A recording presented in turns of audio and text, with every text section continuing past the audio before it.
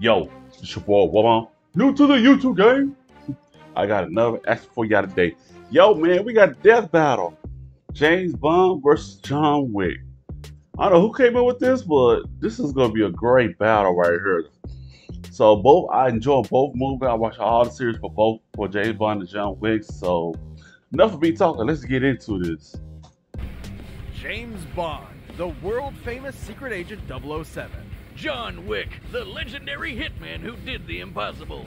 Whether they fly solo or operate on behalf of the government, the world is filled with professional killers of all shapes and sizes. But which one of cinema's super assassins is packing parabellum, and which one will live to die another day? He's Wiz and I'm Boomstick. And it's our job to analyze their weapons, armor, and skills to find out who would win a death battle.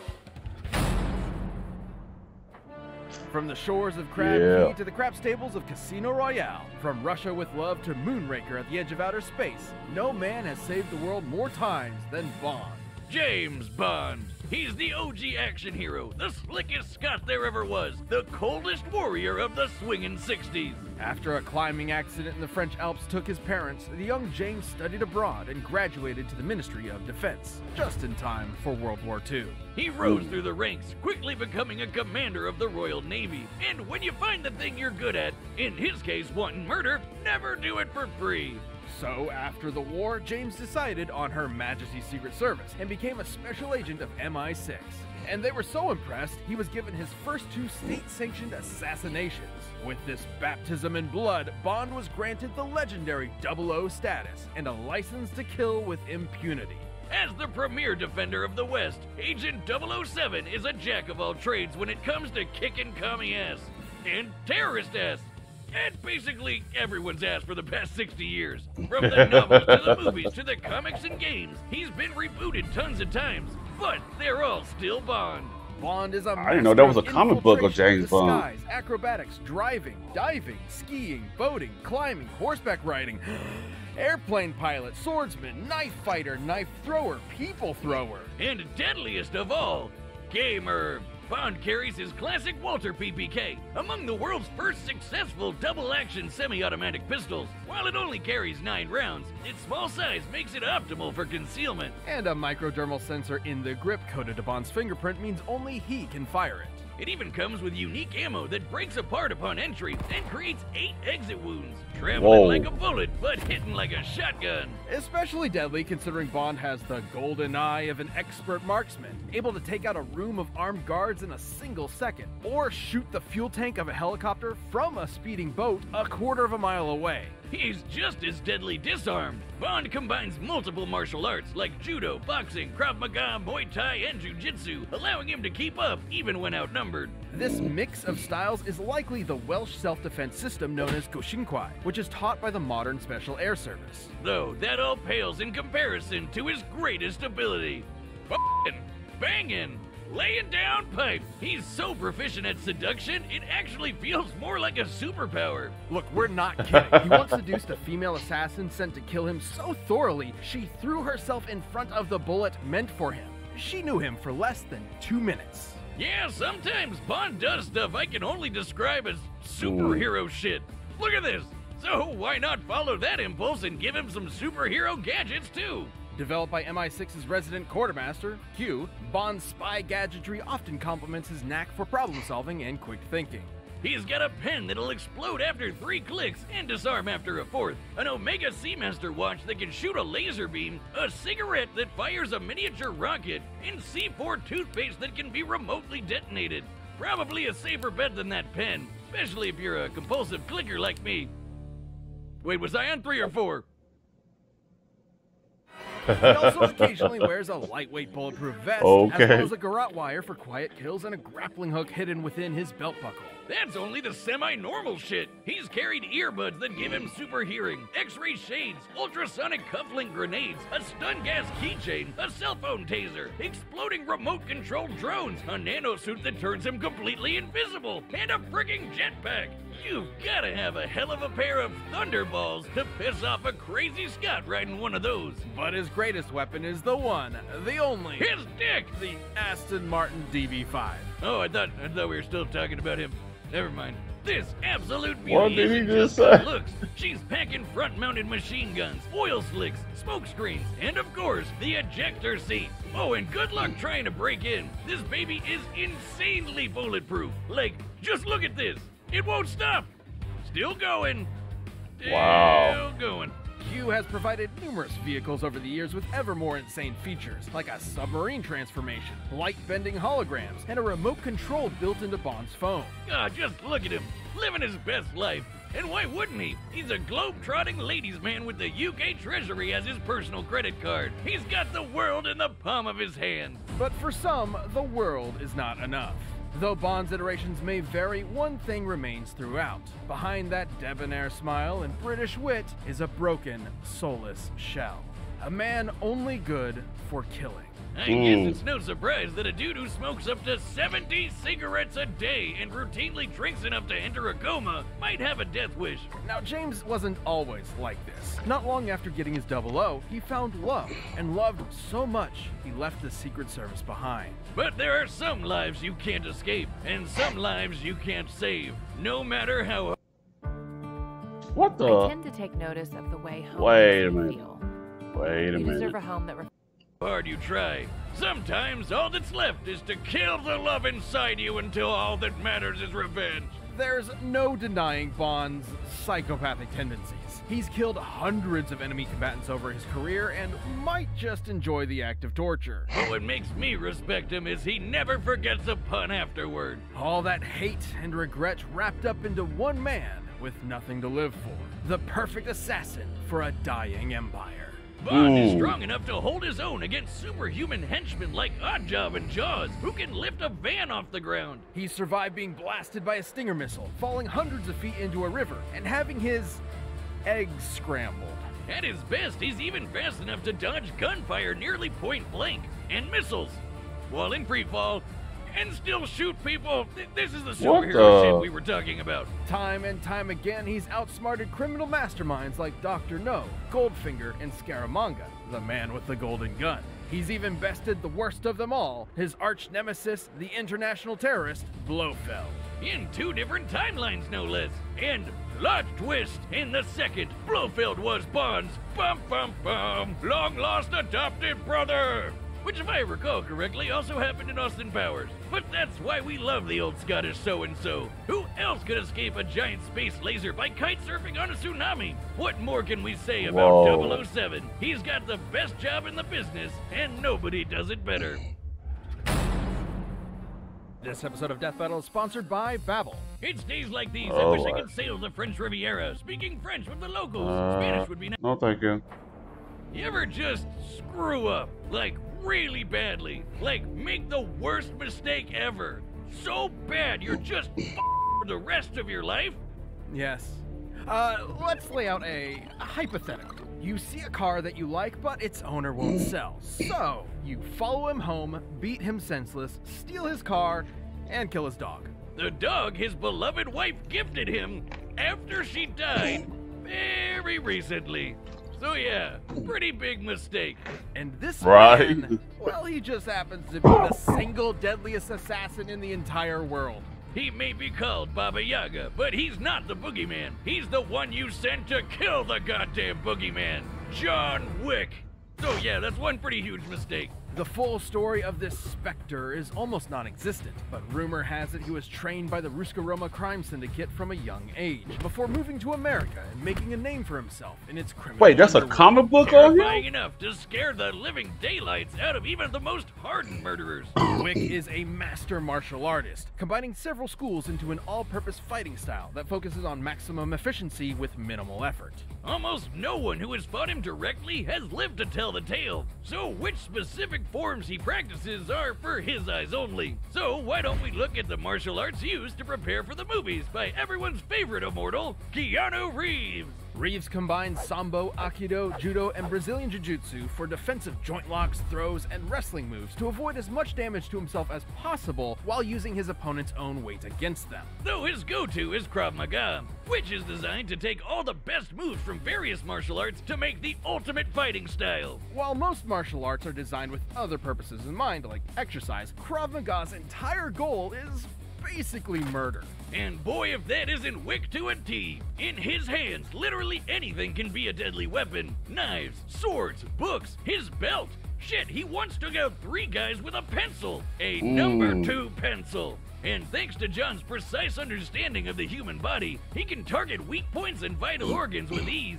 But thanks to the Continental, he doesn't have to rely on writing utensils to execute his victims. Imagine a chain of hotels around the world that serve as a front for a whole underground society of assassins. He can consult the wine steward's robust selection. Pistols, revolvers, submachine guns, assault rifles, shotgun, plastic explosives, it's all on the menu. Though Wick prefers his Heckler & Koch P30L, a polymer-framed semi-automatic handgun that holds 15 rounds of 9x19 parabellum. Which he wields like an artist does a paintbrush. Wick can empty entire rooms full of enemies before they can already, once even taking out 7 armed guards in only 3 seconds. He's the definition of accurate, almost never missing a shot, and that includes on horseback and motorcycle back. If he's got a view to a kill, you can bet he's taking it. And he comes literally dressed to kill with his perfectly tailored, tactically lined suit jacket that is completely bulletproof. Even repeated gunshots from close range do nothing to him. It also helps him blend into the shadows for some sick stealth kills, and even disappear in plain sight like the goddamn Batman. Wick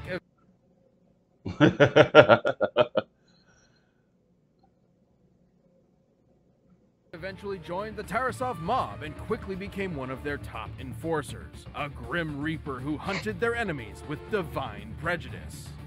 But maybe this angel of death was more human than we first thought. After years of being a badass, Wick wanted out of the mob to get married to the love of his life and retire. Wow, I wonder how that first date conversation went. Man, she must have really fallen for him. I guess he put the ass in assassin. So his boss gave him an impossible task. He could leave if he wiped out every last one of the mob's enemies in a single night. Which he did, because human or no, he's still John Wick. And he lived happily ever after. Well, until his former boss's snot-nosed son screwed up. Like, really badly. Great job, Theon, you never miss. That wasn't just some dog, but a semblance of hope. The opportunity to grieve unalone, his last tether to a happy life. So Wick was back with a vengeance, prepared to kill every last person that got in his way until the whole of New York's criminal underworld had been razed by his bloody crusade. Over the course of the 3 movies, which span only about 2 weeks, Wick left over 300 bodies in his wake. 300. Running into him is like seeing the sky fall. You're going to die. There's no escape. He survived being stabbed, rammed by cars, shot in the stomach, blown up, mutilated, and knocked off of a 10-story building, all within a fortnight. Oh, and somewhere in there he found the energy to trek through the Saharan desert. And it's not like his injuries from the previous movie had time to heal, or the ones from the movie before that. We cannot emphasize this enough. John Wick is unstoppable. He's strong enough to toss around full-grown men, snap bone, and body slam 2 assassins through a bulletproof glass floor. Wick absolutely annihilated his former Tarasov employers, the Neapolitan crime family, Camorra, and fended off an international army of assassins attacking him at random, one after the other, every few minutes. Even after being declared excommunicado by the Continental, bereft of his former resources, he killed every last soldier sent after him by the High Table. With barely a quantum of solace to rest. Like we said, completely unstoppable. Outgunned, outmanned, it doesn't matter. John Wick lost everything in the world that meant anything to him, and that means he won't stop killing until there's no one left, or he dies trying. And good freaking luck with that. For real. This is This crazy. episode of Death Battle is sponsored by Mint Man. Mobile. After years of fine print contracts and getting ripped off by big wireless... Oh. Oh, here we go. Here we go. Is not one to be taken lightly. Be careful, 007. And happy hunting. Your concern is always touching, Q. Vodka martini, shaken, not stirred. What can I get you, mate? Drinks are on me. I prefer to be alone. Unfortunately, I wasn't asking, Baba Yaga. Now you can come with me, or we can do this here. killing isn't permitted on company grounds. Lucky me.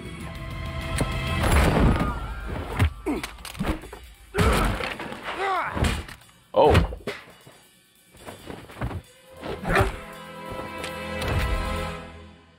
Seems you've got me at a disadvantage. You won't mind giving a dead man walking one last smoke? What does MI6 want with me? Your reputation precedes you. I'll be sure to keep up. No, you won't. Oh.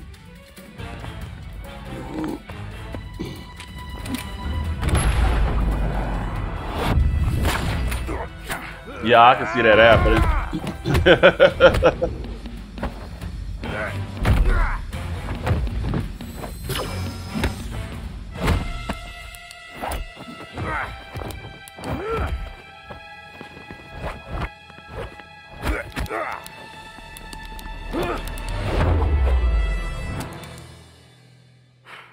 To be entirely honest, I lost count.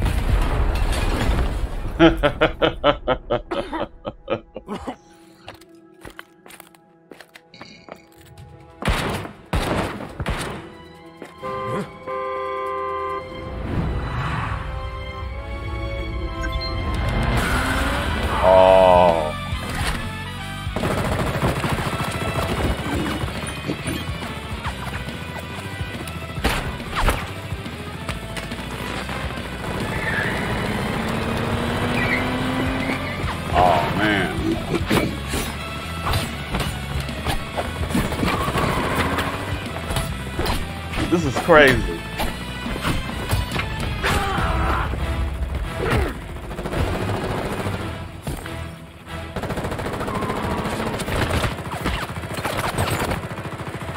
Really?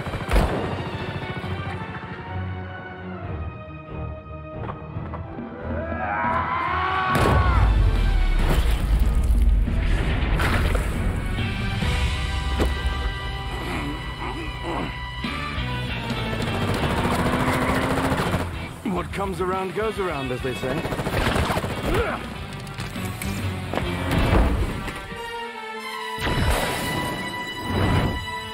Yeah. Oh.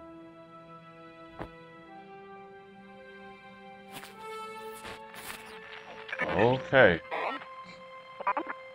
Bond, come in. What's the mission status? Smashing. Positively smashing.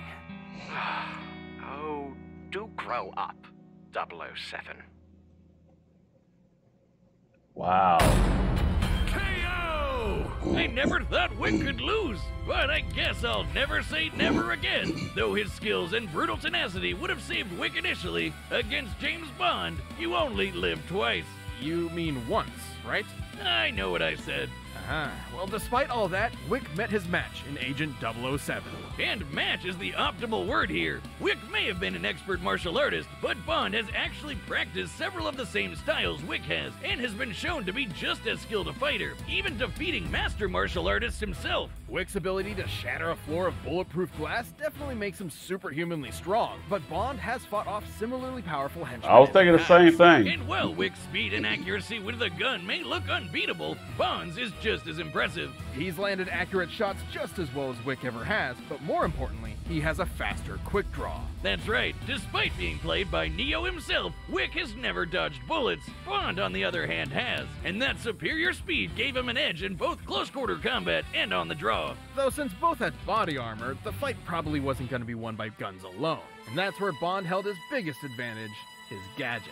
There was no way Wick would see an exploding pen or a laser watch coming, and that's the whole point of Bond's gadgets. They're seemingly normal, everyday objects that'll take his enemy by surprise. Given time, Bond has always used these to come up with game-winning strategies, even against numerically superior foes, especially with his more absurd technology like the invisible nanosuit and remote-controlled explosive drones. Wick's endurance might be mind-blowing, but he isn't invincible. He can keep fighting even on death's door, but the deadliness of Bond's trick weapons would not have given him that option. Diamonds are forever, but against someone just as skilled with an arsenal straight out of science fiction, Wick's luck definitely wasn't. Bond may have been the spy who loved me, but against Wick, he was going to live and let die. And you can bet tomorrow never dies. Nailed it. Look, I just had to fit the last few movies in, okay? Oh, wait, shit! I forgot about Octopussy! Oh! The winner is Bond. James Bond. Wow, that was good, man. I kind of figured James Bond would win. Like they say, when you have the government agency at your, disposal for as gadgets, you say, Wick doesn't have that. So yeah, it will only be natural because you got to think about Wick only went after people in the underworld or assassin other regular people or some kind. Compared to James Bond goes after most notorious terrorists the world ever known, have all kind of stuff at their disposal. So it's a different team for two worlds. But I would love to still see it on film. James Bond versus John Wick. Whether they're going against each other or working together, I would love to see this on movie TV. James Bond and John Wick in the same world. That will be off the chain. Both notorious for killing so many people, but different ways, in their own way. But I would love to see this on screen, man. But anyway, that's my reaction to James Bond versus John Wick Death Battle. Where is James Bond? Like, subscribe, and I'm out. Peace!